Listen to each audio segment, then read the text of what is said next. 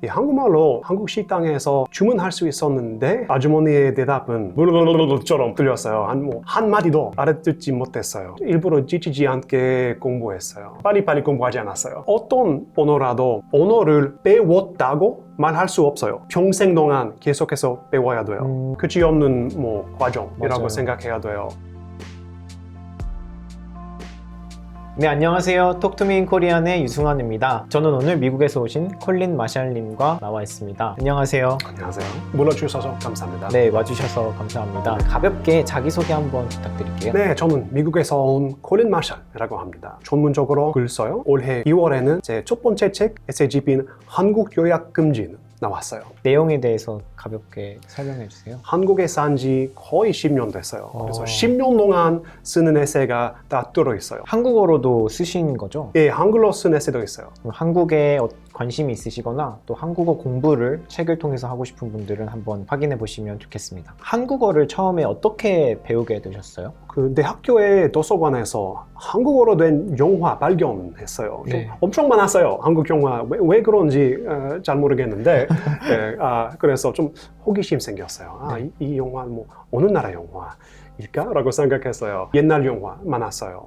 실수와 만수, 안개, 야행 그런 영화. 보면 볼수록 한국어, 언어 그 자체에 대한 관심이, 호기심이 생겼어요. 한글 가르치는 사이트 찾고 똑같겠어요. 한국 어휘, 문법 그런 거 좀 오래된 교과서에서 배웠어요. 예, 17년 전이었어요. 17년 전이면 진짜 그런 자료를 찾기도 어려웠겠네요. 유튜브가 존재했게 됐지만 네. 한국어를 가르치는 내용이 거의 없었어요. TT믹도 없었어요.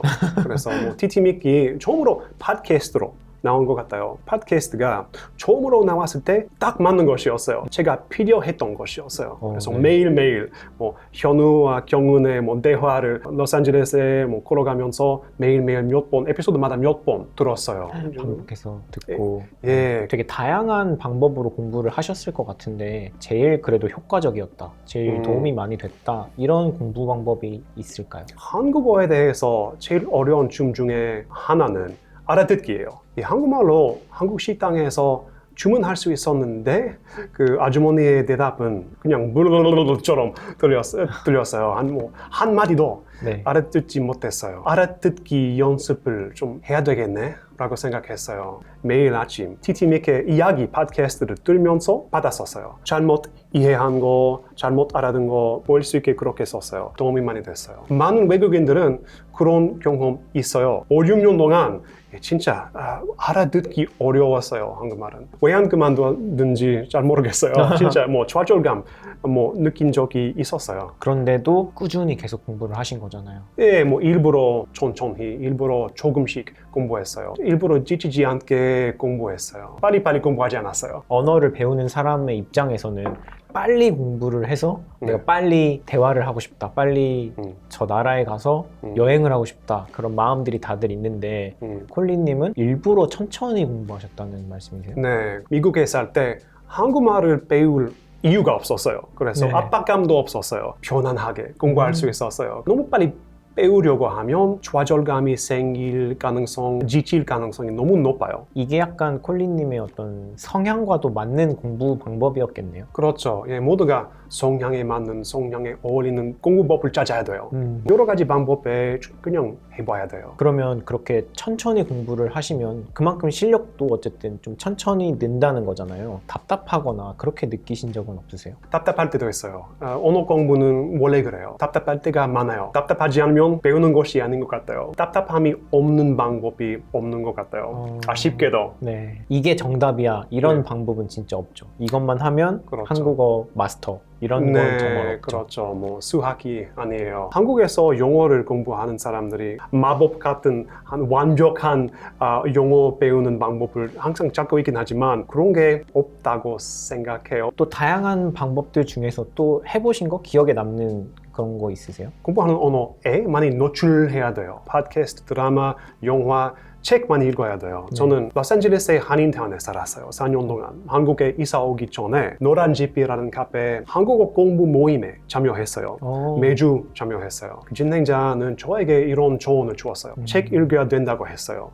책 읽으면 뭐 어휘를 많이 배울 수 있어요. 어휘를 좀 비교적으로 빨리 배울 수 있어요. 근데 아쉽게도 그 한국어를 배우는 외국인들 중에 뭐 한글로 된 책 읽는 사람 아직도 별로 없어요. 한글로 된 책을 읽고 있으면 뭐 한국말 할 수 있는 사고 방식을 만들 수 있어요. 말하자면. 그쵸. 사고 방식을 좀 익힐 수 있죠. 그렇죠. 예, 언어마다 생각하는 방식이 좀 다른 것 같아요. 아시다시피 영어로 하실 때 영어 원어민처럼 생각해야 됐어요. 맞아요. 뭐 언어뿐이 아니에요. 영어는 미국 문화와 연결돼 있고 영국 문화, 호주 문화 모든 문화적인 연결이 많아요. 영어하는 문화를 경험하지 않으면 영어 그 자체도 배울 수 없을 것 같아요. 한국어를 이제 할 수 있게 되신 다음에 콜리님의 삶이 좀 바뀌었다거나 그런 게 있을까요? 한국이 없는 삶을 상상할 수 없어요. 제일 큰 변화가 뭐냐면 한국어를 공부하기 전에 뭐 학교 다닐 때 외국어에 대한 관심이 별로 없었어요. 학교에서 스페인어를 공부했는데 뭐 공부해야 됐어요. 뭐 어쩔 수 없었어요. 지금 스페인어에 대한 관심이 크긴 하지만 뭐 그때 학교 다닐 때 공부하고 싶지 않은 주제였어요. 근데 한국말을 공부하기 시작한 후에 언어 그 자체, 외국어 그 자체에 대한 관심이 많아졌어요. 뭐 요즘에는 뭐 요일마다 다른 국어를 공부하고 있어요. 그래서 진짜 어릴 때 비교하면 언어에 대한 태도가 정반대로 됐어요. 어떤 재미와 흥미를 찾으려면 어떤 것들이 좀 도움이 될까요? 한국어 배우는 뭐 외국인 중에 드라마 덕후가 많죠. 저는 영화 때문에 한국어에 대한 관심 생겼어요. 그래서 계속해서 영화를 봤어요. 책도 읽었어요. TT미크 팟캐스트 때문에 한국어로 된 팟캐스트를 듣기 시작했어요. 인터넷 때문에 어떤 언어라도 그 언어로 된 매체를 찾을 수 있어요. 지금 저는 핀란드어도 공부하고 있어요. 그래서 지금 핀란드 범죄 드라마 핀드 많이 보고 있어요. 항상 콘텐츠가 항상 있어요. 외국어를 배우는 제일 좋은 시절인 것 같아요. 그 방법도 좀 도움이 되는 것 같아요. 수영하는 걸 좋아한다. 스키 타는 걸 좋아한다.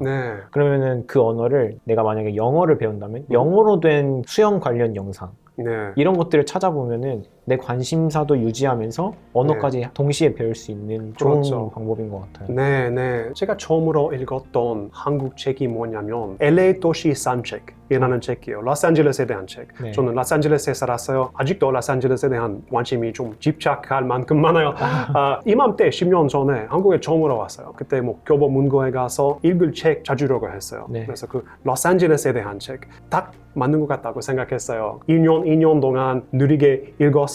뭐 모르는 단어를 다 뭐 사전에서 검색했어요. 결국에는 다 읽었어요. LA라는 도시에 대해서 이미 잘 알고 계시니까 그 책이 한국어로 쓰여 있더라도 뭔가 더 쉽게 한국어를 배울 수 있고 LA와 관련된 어휘들도 공부할 수 있고 의미를 좀 파악하기 쉬웠어요. 혹시 언어 공부를 하시다가 멈추셨던 적 있으세요? 포기하셨던 적이나? 없어요. 근데 늦게 시작했어요. 한국어를 공부하기 시작했을 때 한 외국 나이로 한 22살이었어요. 어린이 아니었어요. 근데 늦게 시작하는 것도 장점 있을 수 있어요. 장점, 뭐 단점도 있어요. 늦게 시작해서 내가 선택한 것처럼 느껴져요. 그래서 포기할 이유가 없어요. 좌절감 느낄 때도 있긴 하지만 꾸준히 하면 된다고 생각했어요. 내가 선택한 거다. 내가 선택한, 내가 공부하기로 마음먹은 언어다. 그래서 포기하지 않게 된다. 해야 되는 것이 아니에요. 누가 시킨 게 아니잖아요. 시킨 게 아니에요. 자연스러운 뭐 개인적인 선택이었어요. 어떤 학습자들은 콜린님 같지 않게 막 포기하고 싶은 생각이 들 수도 있잖아요. 그럴 때 어떻게 하면 좋을까요? 어떤 언어라도 언어를 배웠다고 말할 수 없어요. 평생 동안 계속해서 배워야 돼요. 끝이 없는 뭐 과정이라고 생각해야 돼요. 저는 영어 원어민인데 계속해서 새로운 영어 단어도 배우고 있어요. 새로운 영어 표현 배우고 있어요. 난 2년 동안 한국말 배우고 싶어. 난 3년 동안 배우고 싶어. 난 그런 게 없어요. 완벽히 100% 배울 수 없어요. 언어 배우는 것은 작업이라고 생각하면 안 돼요. 인생, 뭐 그냥 라이프스타일이라고 봐도 될 것 같아요. 콜린님은 그러면 듣기, 말하기, 쓰기, 읽기 중에 어떤 부분을 제일 많이 공부하신 것 같아요? 외국인들은 한국어 거꾸로 배워요. 한글부터. 한국인들은 뭐 말하는 것부터 배워요. 글 쓰는 것을, 읽는 것을 많이 공부했어요. 아쉽게도 아직도 대화하는 것보다 글을 잘 쓸 수 있어요. 책도 뭐 에세이 썼어요. 글 쓸 수 있긴 하지만 부족한 점이 많은 것은 바로 대화예요. 제 뭐 한국에 살고 있는 외국인 친구 중에 한 명은 아쉽게도 작년 죽었는데 마이클 엘리엇이라는 유튜브에서 가르치는 영어 선생님이었어요. 네, 저 그분 거 English in 많이 Korean의 봤었어요. 채널 했어요. 마이클은 유창한 한국어를 가르쳤어요. 영어를 설명해 주었어요. 저보다 훨씬 더 한국말 잘 할 수 있었어요. 한글로 된 책 읽지 않았어요. 그래도 저보다 훨씬 더 잘 배웠어요. 책을 읽을 필요가 없어요. 그치 필요가 없는데 저 같은 외국인은 글을 읽지 않았으면 뭐 쓰지 않았으면 한국말 배우는 것은 훨씬 더 어려웠을 거예요. 이런 성향, 이런 사람들은 한국에 오면 한국 생활이 잘 맞을 거다. 이런 사람들은 좀 잘 안 맞을 수도 있다. 네. 특징 같은 게 있을까요? 그런 사람도 있어요. 요즘에는 K-pop, K-드라마, 한국 영화에게서 한국 환상 가지고 있는 외국인이 있어요. 그런 사람들은 한국 사회, 한국 문화와 어울리지 않아서 좌절감을 느끼게 되고 떠나요. 그런 경우가 좀 적지 않아요. 그런 사람들이 좋아하지 않은 것은 아마 외국인으로서 한국에 살면 항상 거리감 느낄 수 있어요. 그 거리감이 없을 수 없어요. 근데 그 거리감은 나쁜 것이 될 수 있고 좋은 것도 될 수 있어요. 문화적인 거리감을 즐길 수 있으면 될 거예요. 저는 즐겨요. 어떻게 보면 이방인 상태에 사는 것은 괜찮아요. 저에게는. 근데 모든 외국인들은 그렇지 않아요. 몇 년 전에 우리 어머니께서 처음으로 한국에 오셨어요. 그때 국립박물관이에요? 모셔갔어요. 네. 어떤 주변에 있는 어떤 여자, 한 5살, 6살인 여자애는 우리를 쳐다보면서 엄마 외국인이야!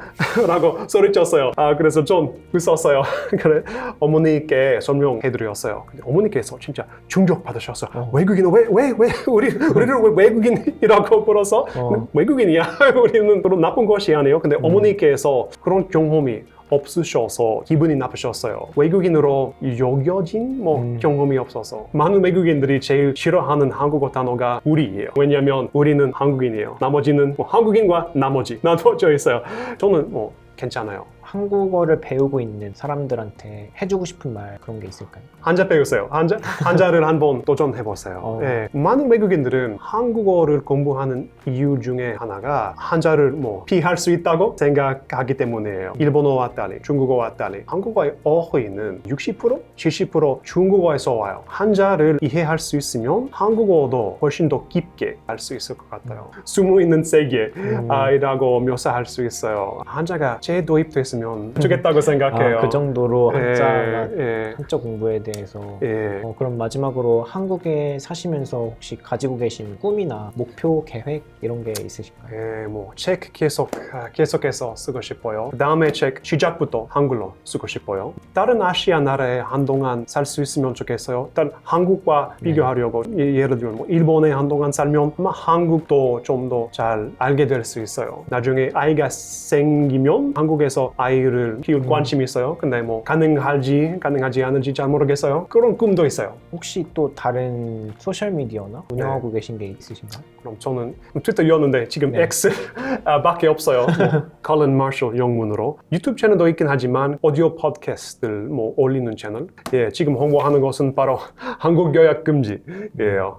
유튜브에서는 어떤 영상 올리세요? 옛날에 진행했던 팟캐스트 코린의 한국 팟캐스트 있어요. 한글로 된 인터뷰 팟캐스트예요. 그것도 있어요. 지금 KBS 월드 영어 방송국 한국 책 리뷰 코너 하고 있어요. 그래서 일주일에 한 번 영어로 번역되지 않은 책을 읽고 좀 이야기해요. 영어로. 그래서 그 코너도 유튜브에 올려요. 한국어 그리고 책에 관심이 많으신 분들은 콜린 마샬님을 팔로우하시면은 재밌는 것들 보실 수 있을 것 같습니다. 오늘 이렇게 나와주셔서 너무 감사합니다. 제가 감사합니다. 네, 고생하셨습니다. 영광이에요. 네.